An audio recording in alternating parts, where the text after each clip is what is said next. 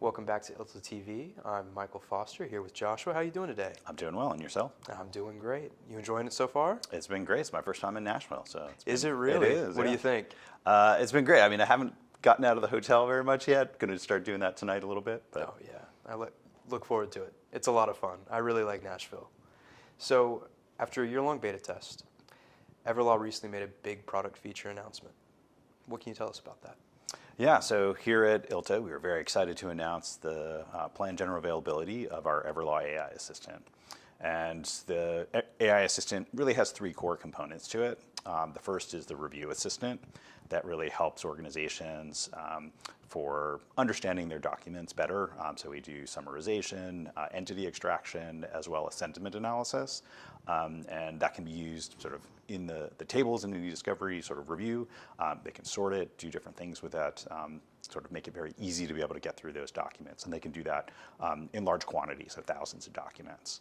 The second component is coding suggestions, which help people to really understand sort of the relevant or documents in a particular matter.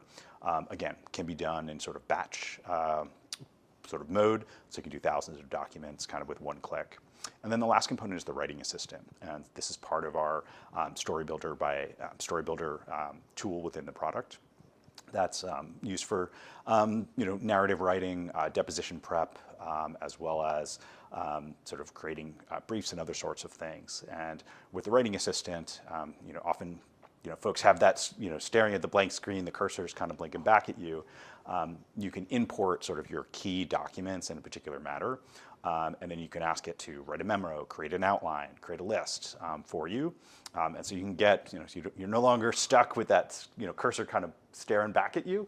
You can sort of get a really strong output. It does direct links to those documents, so as it's sort of summarizing and putting together sort of the key information, so you can go back and check. And so it's something that in the beta program, folks found it incredibly helpful. Yeah, a blank page is always scarier than a stack of papers to me. There's a ton of features, clearly. What feature have you found yourself using the most?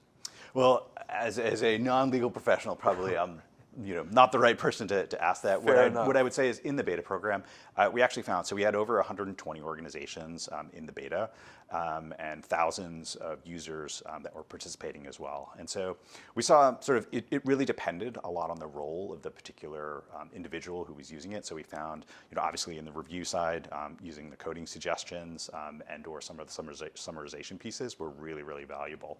On the writing assistant side, one of the things that we saw, particularly with time crunch, so organizations who got like a very late set of production docs and needed to sort of summarize and understand that set of documents very, very quickly, they would move those into the writing assistant and then ask it to create a fact memo of like, hey, what are the key pieces in this set of documents? We had one organization that highlighted they had a late set of documents that were sent over. They were about to go for depositions. They were able to put that together, and then they'd be able to craft some questions very quickly with that as well. And so that's one of the key pieces with those like late document set. You've got an urgent deadline. It's been something that's been very, very valuable that we saw through the beta program. That's great. I'm glad to hear it.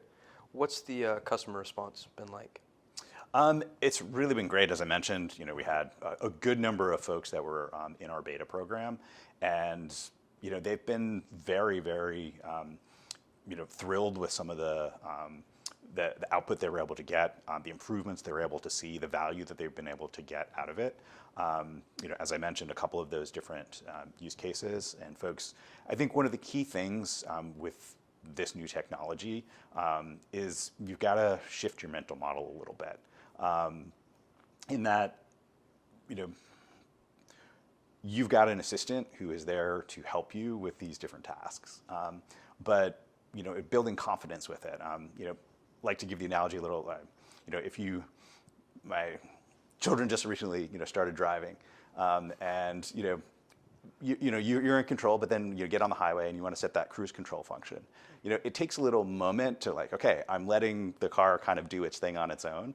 I see it a little bit in the same way of, the assistant is there, it's helping you, but you've got to get comfortable with it. And so it takes a little bit of time for that. And so that's one of the areas that we're really working. So the technology is great, but you've also got to help people to know how to use it, and take advantage of it, and that they build that comfort level with it. So they realize, wow, this is really producing sort of great results for me.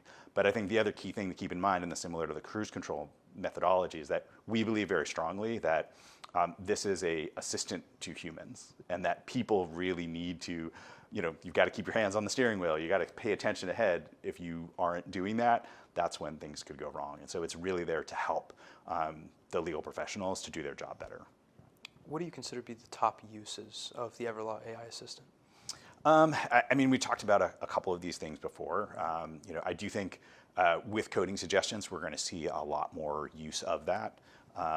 And so that'll be something that's going to be interesting to see how that develops. We've had a number of organizations that have really been using it a fair amount. One of the interesting things about it, which is different than predictive coding or TAR, obviously you needed to sort of manually sort of train the model, but with the predictive coding capabilities, you can sort of input your memo like, hey, here are the key things that we're looking for.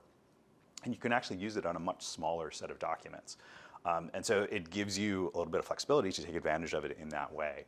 So that's one of the interesting things that we've seen some folks doing that within the beta, and we think we're going to see a lot more of that kind of use case as well. Where can people go to find out more about Everlaw and its AI assistant? Yeah, just at everlaw.com is the best place to go. We also had a virtual launch event that we did yesterday, and that's available for replay. Our CEO, AJ, really walked through sort of our thinking about generative AI. He gave a great demo, and then we had 4 customers who talked about their use as well. So if folks are interested in knowing what we're doing, that's the place to get it. Sounds good to me.